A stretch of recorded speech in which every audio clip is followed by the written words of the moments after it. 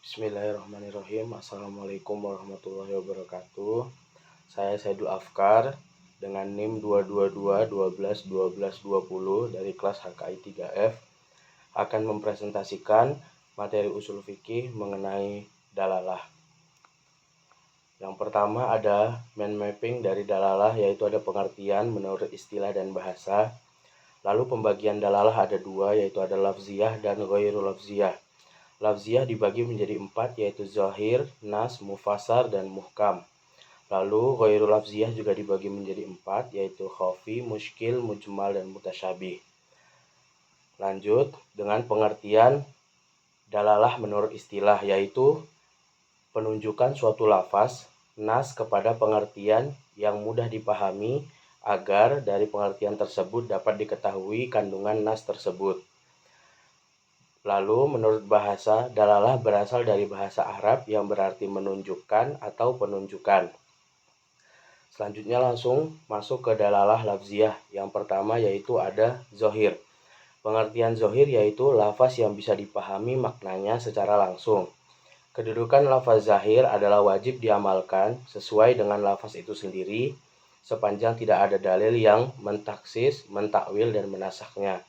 Contohnya yaitu ada pada surah Al-Baqarah ayat 275 yang berbunyi Bismillahirrahmanirrahim, wa ahallallahu al-bai'a wa harramar riba, yang berarti menghalalkan jual beli dan mengharamkan riba. Ayat ini zahir menunjukkan bahwa menghalalkan jual beli dan mengharamkan riba, walaupun pada asalnya menunjukkan bahwa jual beli dan riba itu berbeda. Selanjutnya yaitu ada nas. Pengertiannya yaitu adalah suatu lafaz yang menunjukkan hukum dengan makna asal dari dalil. Lalu dalalah nas mempunyai kemungkinan untuk ditaksis, ditakwil, dan dinasak. Contohnya yaitu sama seperti sebelumnya, ada di surah Al-Baqarah ayat 275 yang berarti menghalalkan jual beli dan mengharamkan riba.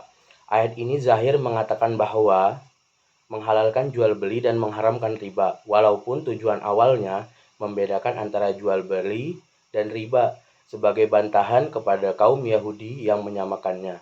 Dalalah nas dari ayat ini adalah bahwa jual beli dan riba itu berbeda. Selanjutnya ada mufassar. Pengertiannya lafaz yang menunjukkan suatu hukum dengan dalalah yang tegas dan jelas. Penunjukan itu tidak mungkin ditakwil dan ditaksis, tapi mungkin dinasakh di masa Rasulullah. Hukum mufassar adalah wajib mengamalkannya sesuai dengan lafaznya. Contohnya yaitu ada pada surah An-Nur ayat 2 yang berbunyi azaniyatu wazani fajlidu kulla wahidin minhuma mi'ata jaldah, yang berarti pezina perempuan dan pezina laki-laki deralah masing-masing dari keduanya 100 kali. Kata mi'ata tidak dapat diartikan dengan jumlah lain karena artinya adalah 100. Dan yang terakhir dari dalalah lafziyah yaitu muhkam. Pengertiannya suatu lafaz yang menunjukkan makna dengan dalalah yang tegas dan jelas, serta qati, dan tidak mempunyai kemungkinan ditakwil, ditaksis, atau dinasak. Muhkam menduduki posisi tertinggi dalam kejelasan di antara derajat-derajat kejelasan lafaz. Contohnya yaitu ada pada surah Muhammad ayat 18 yang berbunyi fa'alam annahu la ilaha illallah, yang berarti maka ketahuilah bahwa tidak ada Tuhan yang patut disembah selain Allah. Selanjutnya yaitu kita masuk kepada dalalah ghairu lafziyah. Yang pertama yaitu adalah khafi, yang artinya atau pengertiannya lafaz yang dari segi penunjukannya kepada makna, namun ketidakjelasan muncul ketika menerapkan makna kepada kasus tertentu. Contohnya yaitu pada surah Al-Maidah ayat 38 yang berbunyi wasariqu wasariqatu faqta'u aydiyahuma, yang artinya laki-laki maupun perempuan yang mencuri, potonglah tangan keduanya. Ayatnya memang sudah jelas dan cukup jelas mengenai sanksi kepada pencuri, tetapi akan timbul ketidakjelasan jika penerapannya kepada kasus pencopet dan penjambret. Selanjutnya yaitu ada muskil. Pengertiannya sesuatu lafaz yang dari penunjukan maknanya ada ketidakjelasan sehingga muncul perbedaan pendapat dalam memahami lafaz tersebut. Contohnya ada pada surah Al-Baqarah ayat 228 yang berbunyi wal mutallaqatu yatarabbasna bi anfusihinna salasata quru', yang artinya Para istri yang diceraikan wajib menahan diri mereka atau menunggu 3 kali quru.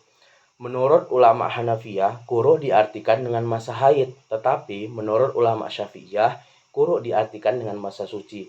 Dan dengan inilah maknanya ada ketidakjelasan sehingga muncul perbedaan pendapat dalam memahami lafaz tersebut. Selanjutnya yaitu ada mujmal, pengertiannya suatu lafaz yang mengandung makna secara global, di mana maksud dan rinciannya tidak dapat diketahui jika hanya dengan sendiri. Kejelasan tersebut hanya dapat dijelaskan dari sunnah-sunnah yang diajarkan oleh Nabi Muhammad SAW. Contohnya yaitu ada pada surah Al-Baqarah ayat 43 yang berbunyi, Wa aqimus sholata wa atuz zakah, yang artinya tegakkanlah sholat dan tunaikanlah zakat. Arti di sini secara global dan tidak menjelaskan bagaimana tata cara menegakkan sholat dan menunaikan zakat. Nah, dan dengan sunnah-sunnah Rasulullah lah kita menjadi tahu bagaimana cara-cara untuk menegakkan sholat dan menunaikan zakat. Dan yang terakhir ada mutasyabih, pengertiannya suatu lafaz yang tidak menunjukkan kejelasan maknanya, tidak ada pula dalil yang menjelaskannya. Contohnya Alif Lam Mim pada surah Al-Baqarah ayat pertama dan Yasin pada surah Yasin ayat pertama. Sekian penjelasan dari saya, lebih kurangnya mohon dimaafkan. Wabillahi taufiq wal hidayah. Wassalamualaikum warahmatullahi wabarakatuh.